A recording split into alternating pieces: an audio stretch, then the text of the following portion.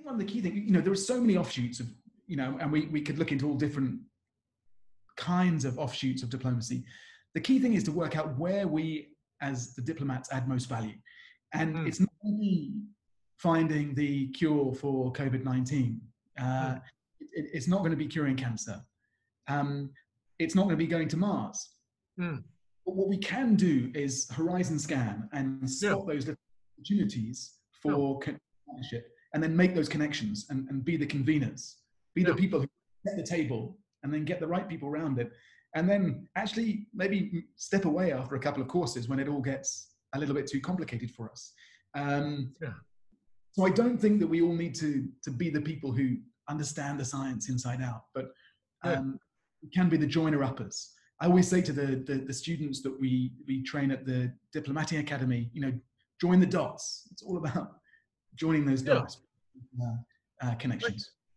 Tom, I prefer to think of it as mapping the territory, to go out there and figure out what exactly is going on in a particular country in terms of scientific research, in terms of the institutions. And again, there are power structures there. There are people who will allow you access and others who won't allow you access.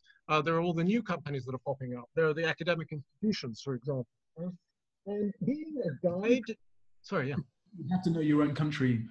You have to know those networks. It's your point really well as well. I mean, there's no point in mapping all that in the other country. They're not realizing that actually it's Sharjah that is the answer to that particular partnership.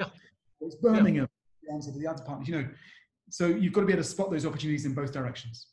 Yeah, and I think I often say this in our ministry meetings, that we should be almost institutionalizing our relationships back at home, so that when our diplomats bring back knowledge of the territory, that they can actually plug into a system that will accept it, as opposed to each person going out, each diplomat trying on his own to look through his own personal contacts to figure out how he or she can get something done.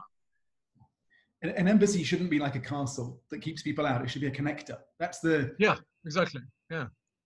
I tried to get rid of the embassy building in Lebanon at one point because I felt that it was too frightening to people. It was all built around keeping us safe inside.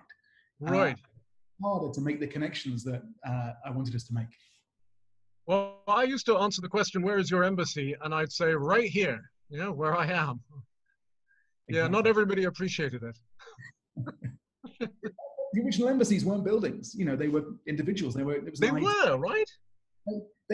So you didn't. When you went out from the Venetian city-states, your embassy was your group of people. It was a group of business people and actors. It's your delegation. Yeah.